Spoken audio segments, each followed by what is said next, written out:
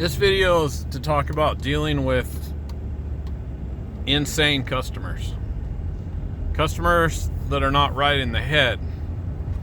Customers that usually exhibit a lot of narcissistic traits, or they're just full-blown narcissists, most likely.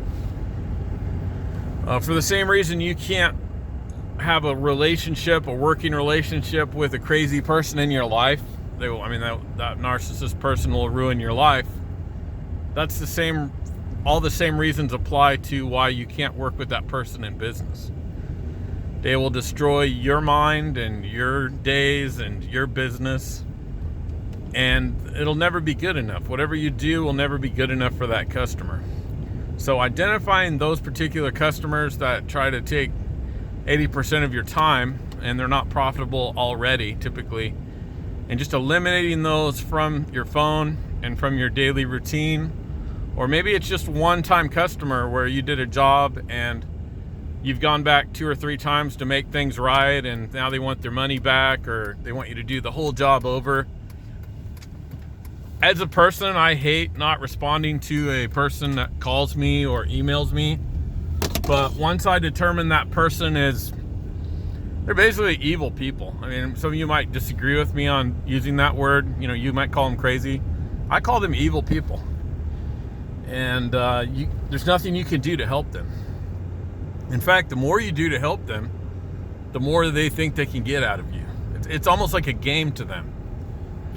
This particular customer I'm thinking of, a somewhat wealthy person, lives in over $1 million house. And the word is they've treated everybody that's worked on their house like that. Pool people, landscape people, people that work on their house.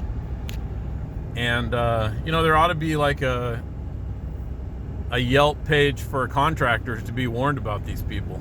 And maybe there is. But the thing to do, there comes a point where you got to stop responding to them.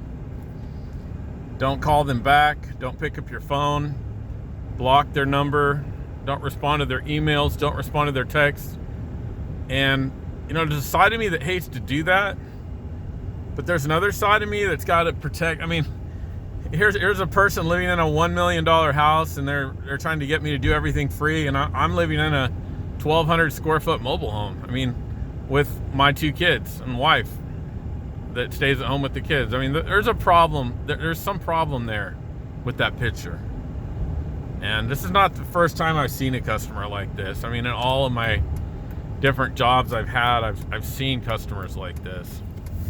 And when you work for a big company like Lowe's or Home Depot, you basically have to deal with everybody that comes your way. If you deal with a smaller company, you're given the right to determine who you want to do business with. We have the right to, reject. I can't remember what the sign says, but we have the right to determine who we do business with. Anyway, let me know some of your stories. I don't want to totally out this person, but they do live somewhere like 2816 West 50th Street in Austin. So if you're a contractor, you might want to be aware of that. Thank you.